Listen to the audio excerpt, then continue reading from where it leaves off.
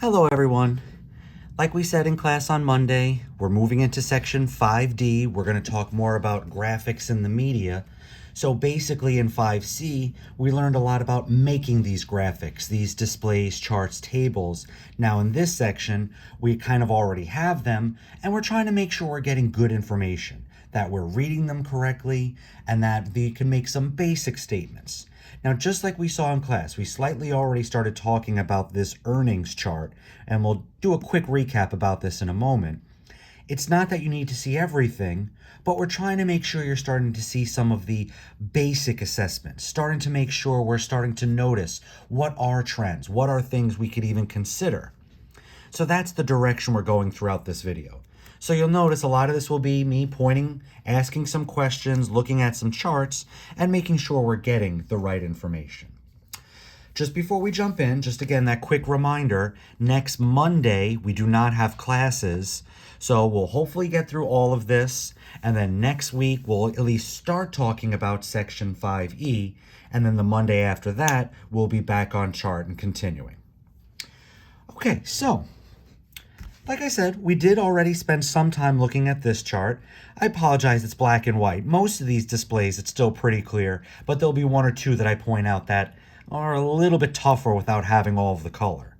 But here, well, actually, just before we do this, just to come up here very quickly and talk about this paragraph, they mention very quickly the value of a bar chart versus the type of line chart, our bar graphs. This one is pretty perfect because it kind of goes with the type of qualitative data, and then our different histograms and line charts. That's nice, but it's just a couple of things to point out. This certainly works. We did point out that very often we make our bar graphs the other way, but we should be able to see it either way. That if we put the degrees across the bottom and then the salaries on the side, we would still interpret it in a similar way.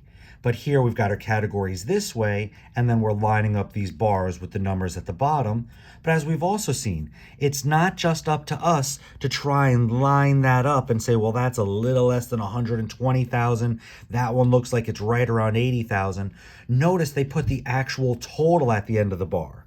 So we can still roughly look down to see where these bars, what salary values they're lining up with, but we clearly see the salaries right at the end. That's a nice thing just to realize. When we come over here and we look at this line chart, I mean, this one is tailor-made, not just as a line chart, but as a time series chart. And just the nature of the data. We're looking at unemployment rates. We are basing it on education level. We've got different color lines based on their level of education. So we can do this one at a time. If we just focus on people who do not have a high school, did not graduate from high school, we're just looking at this line. People who do have a high school degree, then we're looking at this line. Some college, we're looking at this line. That's the very faded one. You could see that is a very light color, but we could still see it there. And then and then having a bachelor's degree or more is this bottom line down here.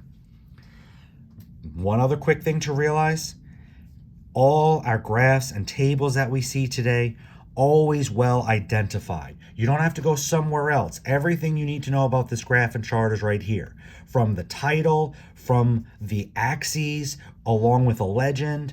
Same thing here. Title, both of our axes are well labeled. We've got a legend. We don't always need a legend, both of these, because we've got a comparative bar chart here, because we've got multiple lines here. There needs to be something that distinguishes which bar goes with which group, which line goes with which group. That's why the legend is a must here. But the other things, again, no question what type of information we are looking at. So, going back to this one, we looked it over. Graph was already given to us. What can we say? Well, a couple of things. Hopefully we're noticing, and the two ways to look at it. Maybe we start off focusing on men and only looking at men, and then separately looking at women. And if I just look at one gender, we'll again start with men, 30,000, 40,000, 47,000, 50,000, 66,000.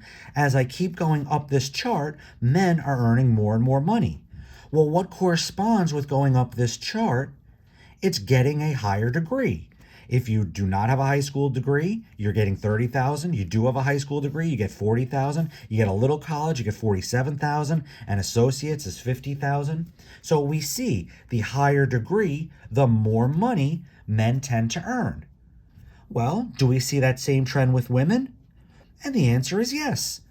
But notice how I'm doing this. This is a comparative bar chart, but at this moment, I'm looking at the individual bar.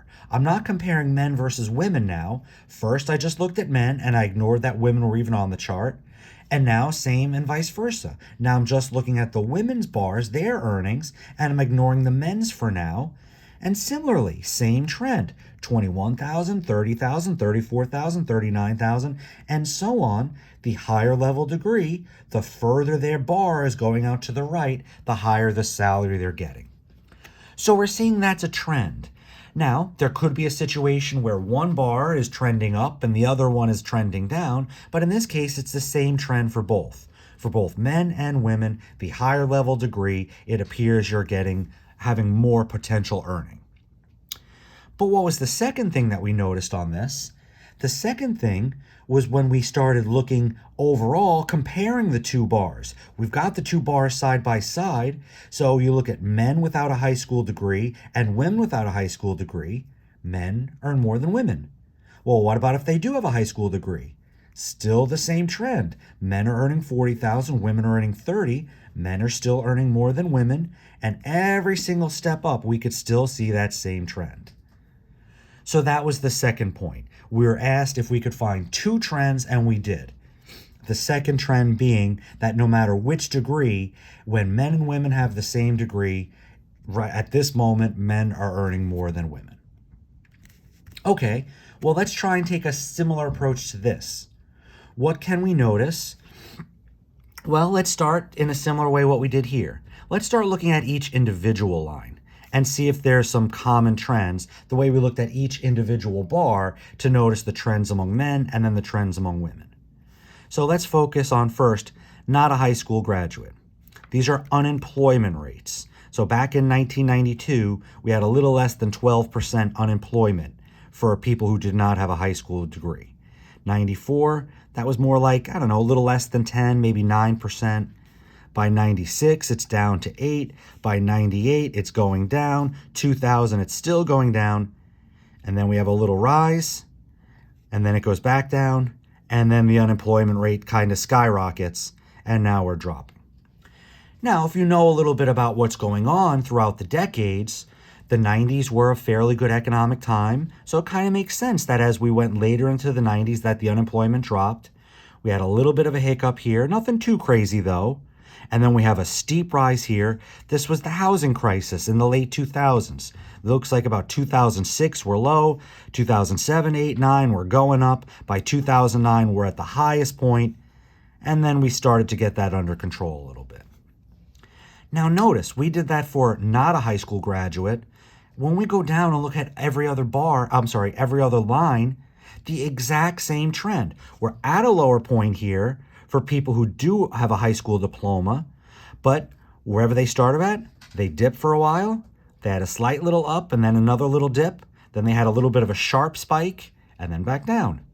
Same thing for people with a little bit of college, same trend, and the same thing for the bachelor's degree.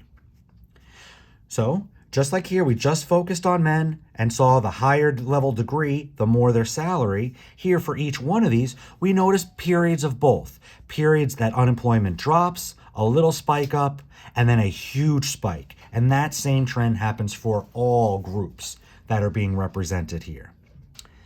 But now we start comparing them. Well, notice each of these lines, no matter where we look, this line is always above this line. This line is always above this line. This line is always above this line. I'm looking at it in 1998, but that same trend is in 2000. That same trend is 2002, 2004, 2006. Everywhere across this entire chart, we always see this line is the highest, meaning not having a high school degree gives you the highest level of unemployment. Whereas if we jump to the bottom, you have a bachelor's degree. This line is always at the bottom, meaning no matter what year, you always had the lowest unemployment here. So what trend are we noticing? Well, throughout all the ups and the downs, in a similar way we notice that the higher level degree gives you the greater potential earnings, here we're seeing the higher degree gives you a lower unemployment rate. So the moral from both of these charts that we could try and reinforce, the more education you have, the greater the possibility you have for opportunities on the workforce, having a job, and then actually at that job making more money. So a lot of good information just from these first charts. But now, bar chart, line chart, let's start looking at something a little different. They start talking about these gender differences in science, and then as we go to the next page, we get this chart. And look what we have here. Here, they're labeling, they're giving us the whole description on the bottom.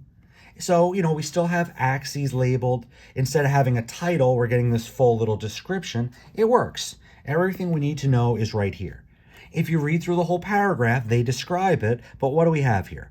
A bar chart showing results for boys and girls on a science test in 6 selected countries. So these are the countries. We've got the lighter bar represents the boys' score. The darker bar represents the girls' score. Again, in the book, there's a color to this, but for ours, we could just see it. I believe it's blue and red in the book, but still, we could clearly see which bar goes with which gender, and here are their scores. Well, if you read through the paragraph, they talk about that, especially in the United States, we have this attitude that boys do better on science than girls do. So, is that a true statement? Well, it depends where we look. If we said specifically in the United States and we look at the scores, it looks like boys are scoring, well, that's above a 500, below a 520.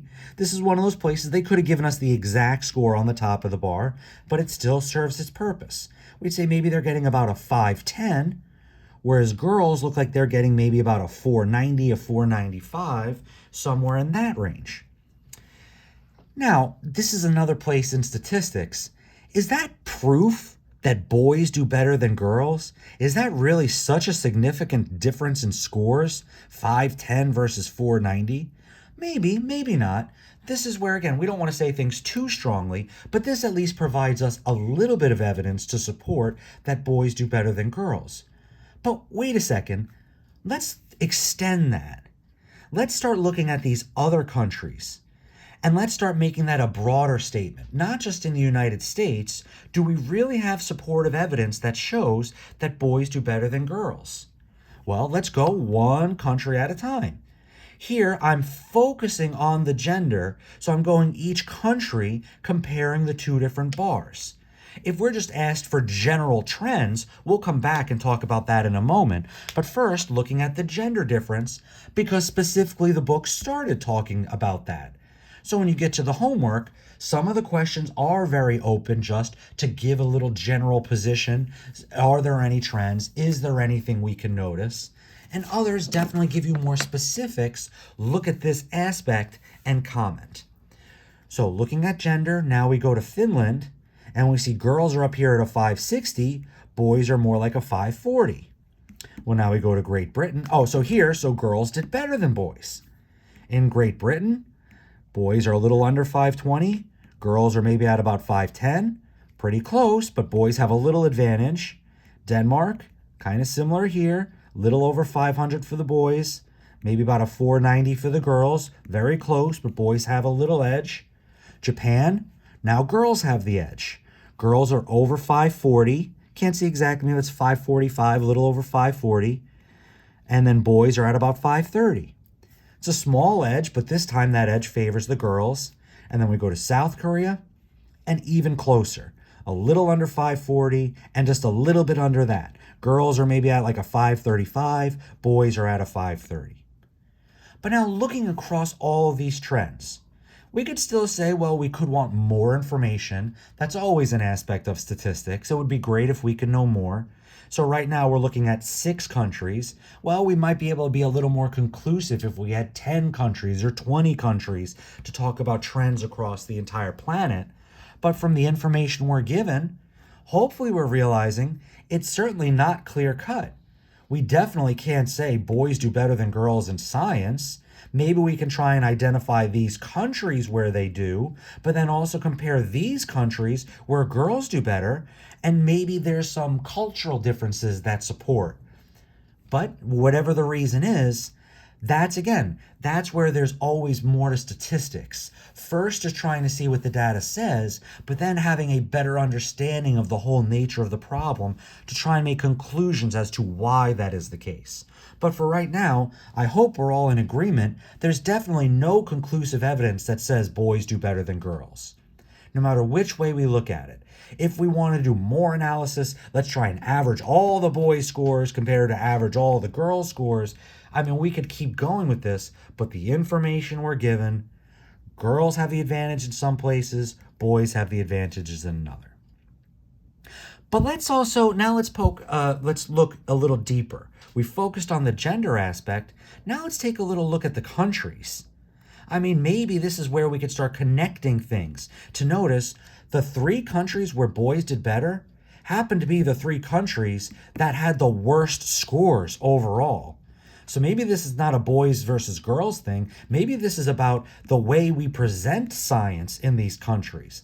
Maybe we're not doing something right in the United States, in Great Britain, and Denmark compared to what they're doing in Finland, Japan, and South Korea. And overall, just the overall scores, Finland has really good scores both for boys and girls comparatively. Is this a good score? Is this a bad? What is the rating system here? Well, again, we could learn more about that to say how good these are, but just comparing to the other countries. Finland overall did the best. Japan, South Korea, very close, neck and neck for second place. So these 3 countries clearly doing better than these 3. Okay, so like I said, just getting some good information, being able to discuss, being able to write a few sentences. If you are given a statement, to be able to say, well, this information supports that, but this information is contradictory to that point. That's something that we're looking at. Another quick thing, some of the homework problems go back to some of these charts and ask a little more.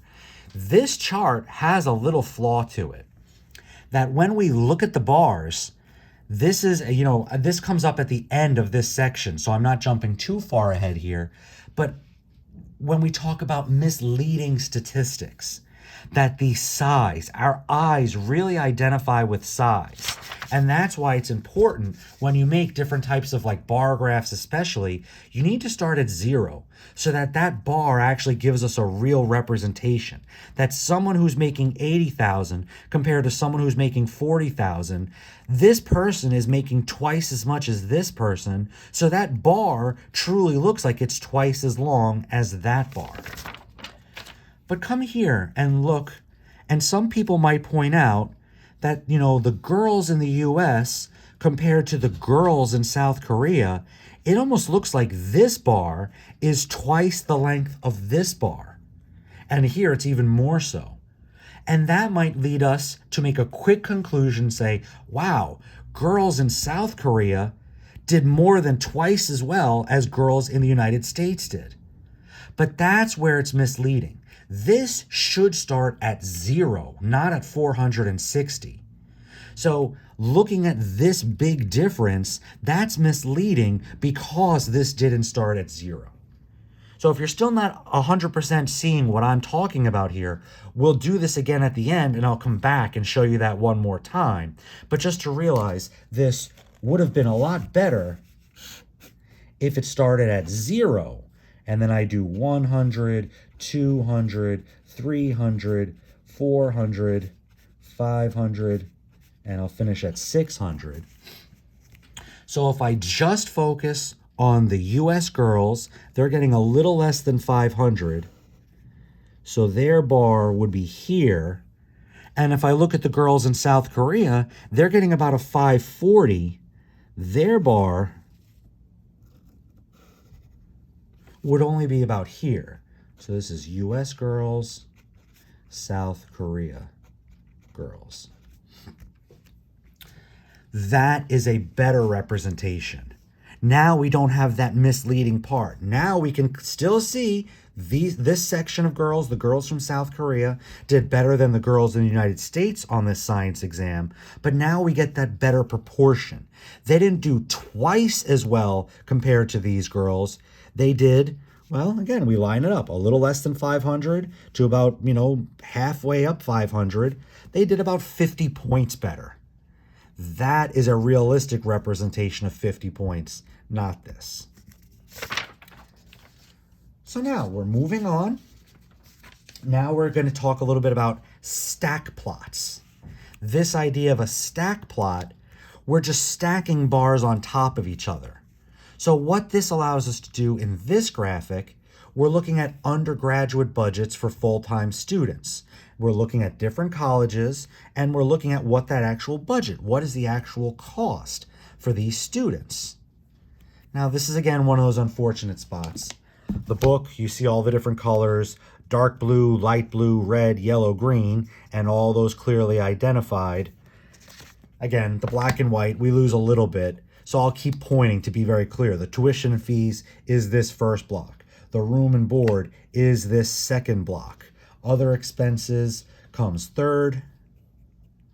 Then the books and supplies, that is this fourth. And then the transportation is the very last one. So what can we see? Same thing, I'm starting very broad. So what do we want to look at?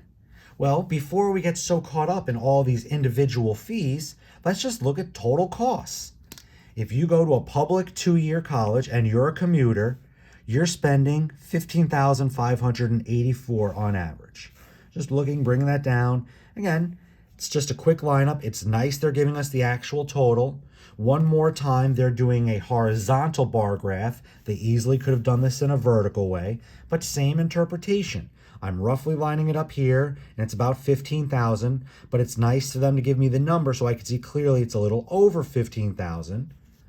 Well, now if you're a public 4-year in-state on-campus student, you're spending $22,261 on average.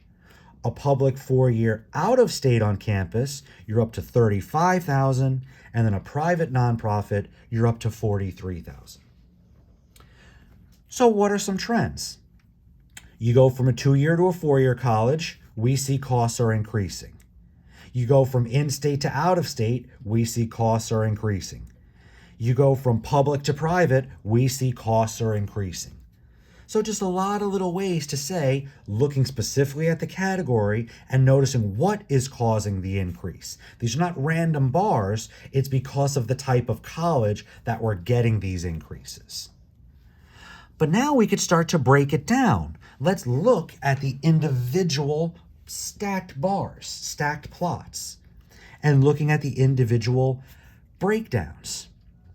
And I'm going to jump to the end. I'm going to start here, that last quadrant, the transportation, that last little box.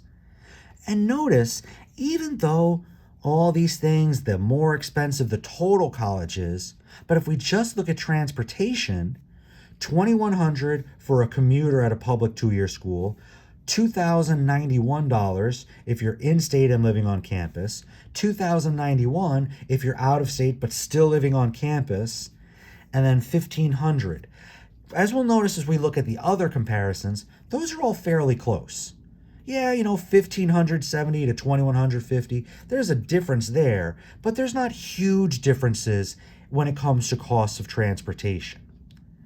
And similarly, look at some of these other ones. The other expenses, $957, $1,100, $1,100, $1,600. Again, other expenses slightly higher here, just like transportation was slightly higher, but relatively close. Transportation, I'm sorry, that was just books and supplies. I'm sorry, that was books and supplies we just did. Transportation, relatively close, slightly more for the public 2-year commuters. Books and supplies, very close, slightly higher for the public 2-year commuters. Now the other expenses is this one, $1,229, $1,200, $1,200, $1,244. It's nearly identical. So that's not much of a change. Doesn't matter which type of college you go to. That's not changing much. Room and board. Now we're starting to see some changes. 10,000 versus 7,000, definitely starting to see. And we could fill in these two. These two basically the same, no, identically the same for living on campus, for what they charge for room and board. Less for a public 2-year commuter, more for a private nonprofit college. But now the biggest one. So all these, especially these last three, very close. Minor differences, we might point out those minor differences, but we could say in the big picture, these last three categories are relatively the same cost, no matter what the type of college. Here's the big one. Tuition and fees.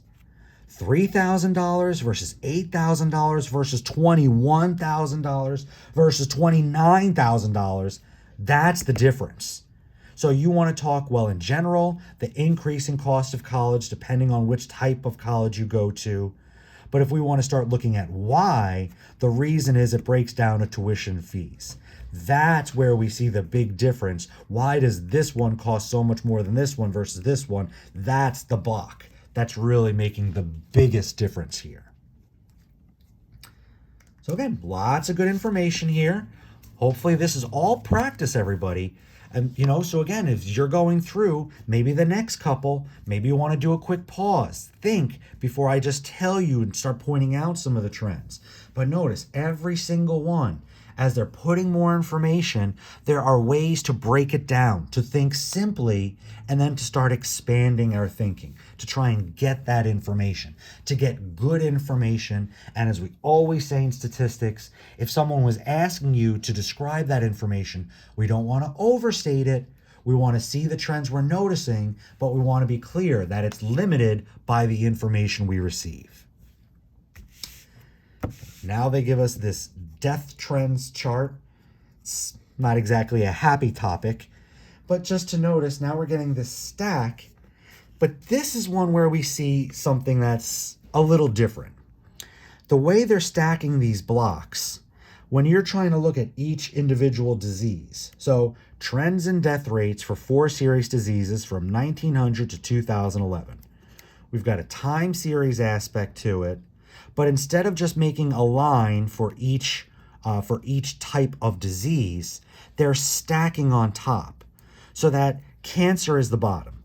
So if I want to know the rate, because this is a rate, everybody, this is not the people who died, this is the number of people who died per 100,000. So if I looked at cancer in 1920, we've got about 100 people per 100,000 are dying from cancer. But now if I look at tuberculosis, now I'm looking at this, and let's again focus on 1920. How many people died per 100,000 in 1920 from tuberculosis? The way to figure that out, I've got to do a little subtraction. So I can get a sense of which disease is more serious, and we'll talk about some other trends, but just literally for the individual years listed to figure out what the individual totals are, we've got to do this subtraction. We had 100 people dying from cancer. Well, this would line up with, about 220. So the difference between these two, that number would represent, and again, in 1920, the number of people, the tuberculosis deaths per 100,000 people. That's the way to figure it out. Now let's focus on cardiovascular. Again, this was about 220. The top of this is maybe at about 610. So I do 610 minus 220 to get 390. And that would represent, once again in 1920, that would represent the cardiovascular deaths per 100,000. And the last one from pneumonia, well, we said that was about 610, and that one might go to about 750. So I would do 750 minus 610, and I get 140. I keep being very clear, right? Everything we're doing is for 1920. We can do similar things for any other decade. And this is what they're describing in this middle box. They're focusing on 1980, trying to figure out the cardiovascular deaths. So trying to get that value, which they say is about 620, and that value, which is about 180. So the subtraction, that will end up giving you, what is that? 440 would be the deaths per 100,000 in 1980 from cardiovascular disease. So that's a huge part, right?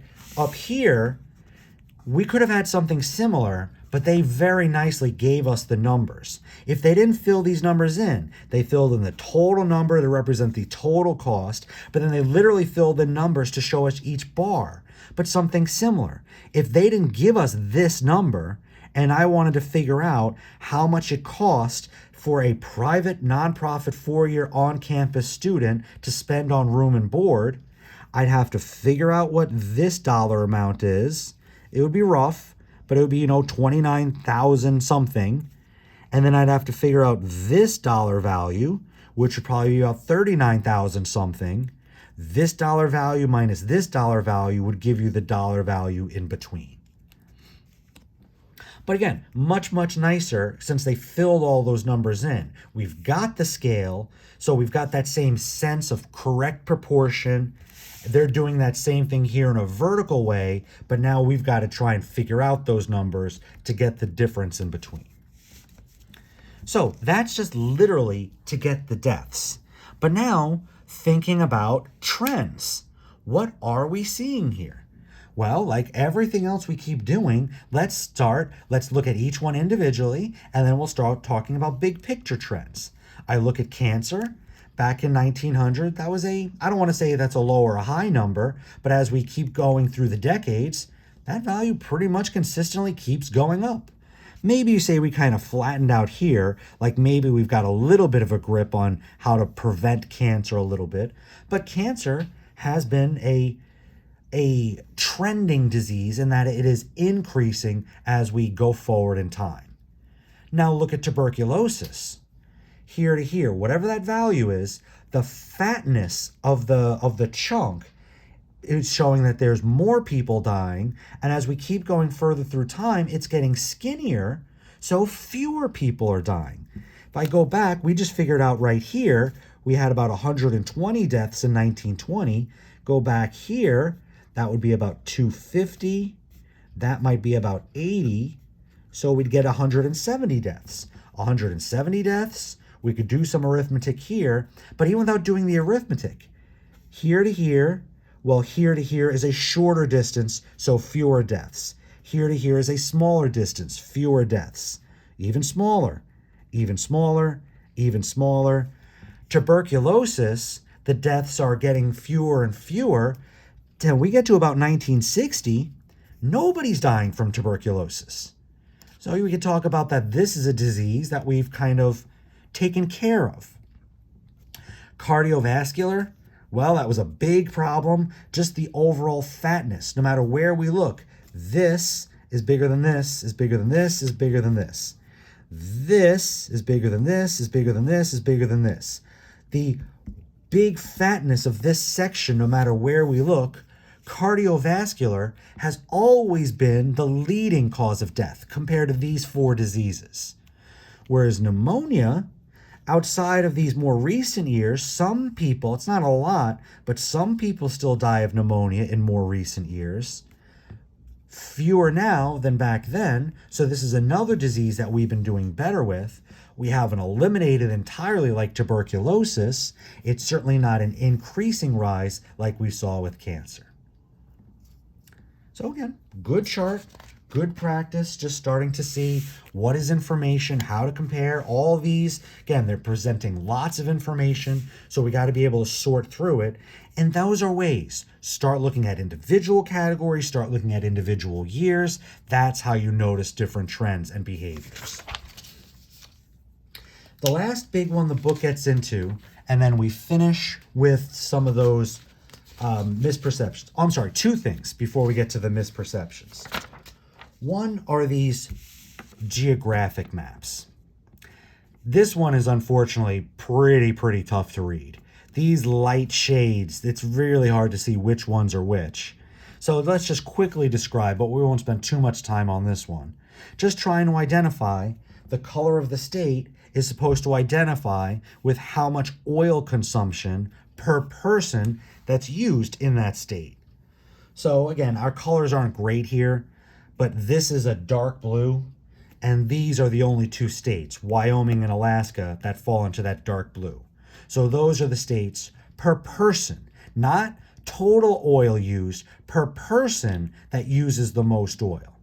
And why might we notice that? If we think a little bit about the United States and geography, these are very sparsely populated states. These are very open, wild, rural states. So that might be one of the reasons that people individually use more oil per person, because they don't have a big network set up, because we don't share. We're all individually using it. So I'm not trying to go too crazy with the trends, but just to point out that this is a common chart where we can start to look individually by state. The next one, this is a weather and pattern map. We see these all the time. You go on weather.com, the local weather channel, they group regions. This is called a contour map. And we group regions by a similar characteristic. So everyone in this region, we're going across multiple states. Some of it is on one side of the state, but another state is in a different territory. But everything in this dark color is going to have a 20-degree temperature. And here, these are all 30-degree temperature. We got this little pocket here, but then all this one, that's 40-degree temperature. And now it's a little tough to see. Again, the book, we've got some very distinct tan, yellow, and orange, but these are all very close. So here's my 40 here. My 50 is all in here. All this are 60-degree temperatures, and all this is 70. So, a couple of quick things. What do we notice overall? The further north, in general, the colder the temperature, right? We got 20 degrees, 30, 40. It's not perfect. It's not a perfect situation where this spot of Colorado is still in the 30-degree bubble, but then this spot in Wyoming, which is further north, is in the 40-degree. But in general, most of the 20s are above the 30s, and most of that is above the 40s. So we've got a sort of general trend. The further the north, the colder you are. The further the south, the warmer you are. So that's a fine thing to say. But the other thing that they're trying to point out here, widely separated contours, large regions that have the same condition. So in this case, we're talking about temperature. So that's a big region that's all the same color. Well, that's a big region that's all about the same temperature. But then when you look at these closely packed, this little strip here, this little strip here, then this little strip here, we are looking at big temperature differences over short distances.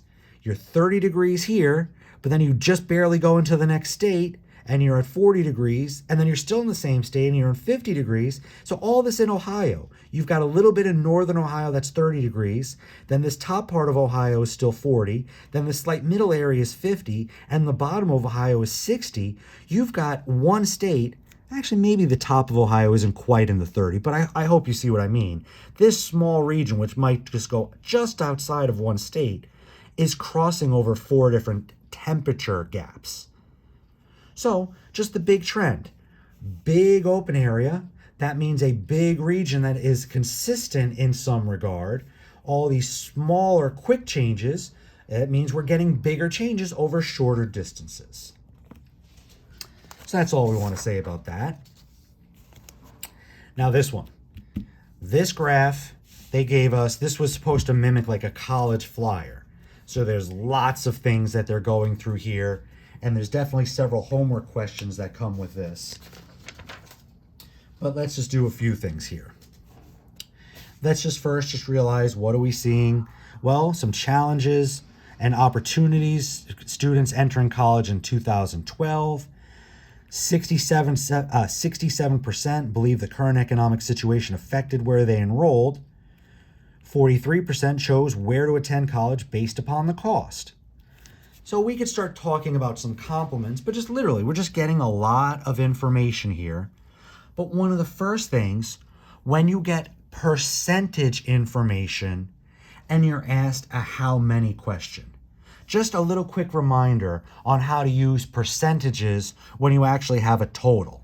So really quick and easy, if I had 100 students, how many of them believe the current economic situation affected where they enrolled? Well, 67% of 100 would be 67 people. But what if it's not such a clean number? Sometimes we will have to round off, but other times it's just simply, how do I want to phrase this? It's just simply doing a little arithmetic, okay? So let's focus on that. Let's take a look at this. And if I said, out of 200 students,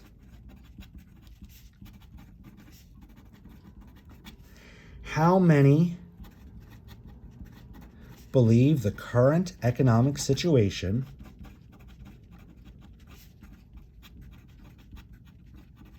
affected where they enrolled?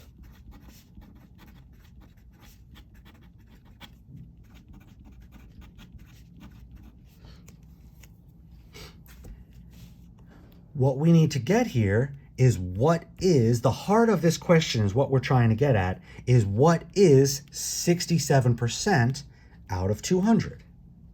And the way to do this, everybody, change this to a decimal.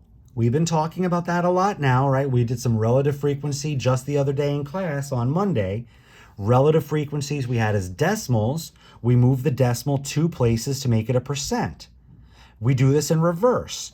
Other people, they see it as decimal to percent. You multiply by 100. So percent to decimal, you divide by 100.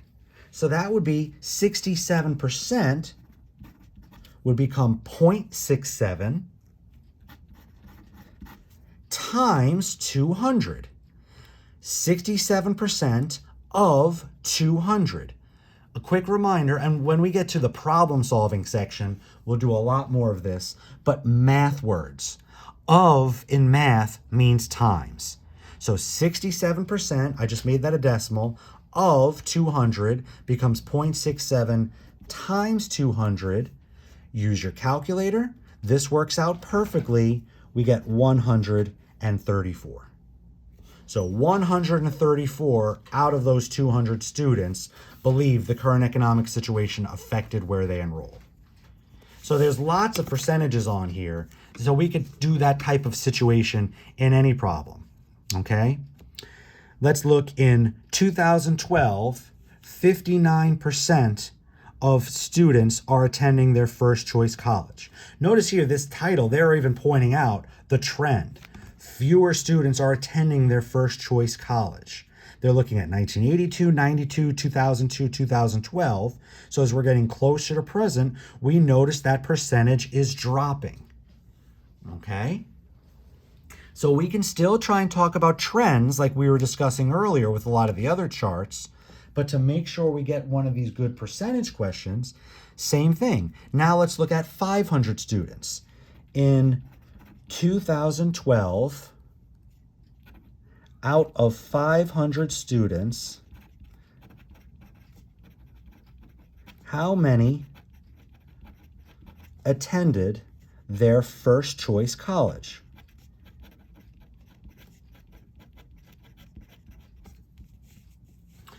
If you were just randomly asked that question, well, we'd be looking through this, what information connects to that, and we'd fall here. We'd be looking around, no, that's talking about economic situation, that's talking about reasons they go to college, personal goals, expectations on how long it takes to graduate college.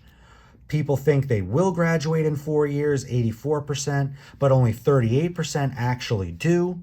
By the way, that's a very true statistic. There's a lot of good reasons for why that happens. People change their major, and it's just something as simple as changing major. Well, you just need to take an extra class or two. It takes an extra semester, whatever the actual schedule is to take your major classes. if you know, sometimes they plan for you to complete all your major classes on a 2-year cycle. But if you start a little late, maybe you're already in year 3 and you start that 2-year cycle, so it takes 5 years. So like I said, there's a lot of good information here, and I definitely wanted to point that out. But back to this question, we've got to get back to here. This gives me the percent. So if I just simply said what percentage attended their first choice college, we just read that right off the chart. But this how many, that's the extra extension. That if we know the percentage and now we know out of what big group we're looking, we can do that same type of arithmetic. So this problem again boils down to finding this value on our chart, the 59%, making that a decimal, and saying, well, out of 500, 59% out of 500. So 59% of 500 becomes 0.59 times 500. Quick reminder, we don't want to use x for multiplication. You know, we're not going to do too much algebra, but using an x, we will see some algebra here and there, and that's just an easy way to make a mistake. The other thing some people do is they use a dot, but now that could be very misleading. I've got a dot here as a decimal point. Technically, this dot is right down on the bottom. This dot is about halfway up, but it's easy to not see that. So I would suggest not using either of these. I would suggest getting used to parenthesis notation for multiplication. But here we are. So what is 59% of 500? Well, we'd actually do the multiplication. And what do we get? So it looks like we are getting 295 out of those 500 attended their first choice college. One quick thing, I'm giving us some very nice round numbers. You know, so when we did this worked out perfectly clean. Just to realize if it didn't, this would be a natural spot to round off. But to round off where? To the nearest whole number. Just pretend, let's just jump to the end of a problem. We're doing one of these percentage type questions, and you know, something like this. 75% believe that same-sex couples should have the right to marry. So I say, out of 50 people, how many believe the whole same-sex couple should have the right to marry? And we do the 75%. So 75% times 50. But this doesn't actually work out cleanly. We actually get 30. What do we get? We get 30. It looks like we get 37.5. Yep, 37.5. Being realistic, right? Here, it worked out to a perfect whole number. How many students? Well, 295 out of the 500. Up here, 134 out of the 200. But now you would be saying 37.5 students out of 50. We can't have 0.5 students.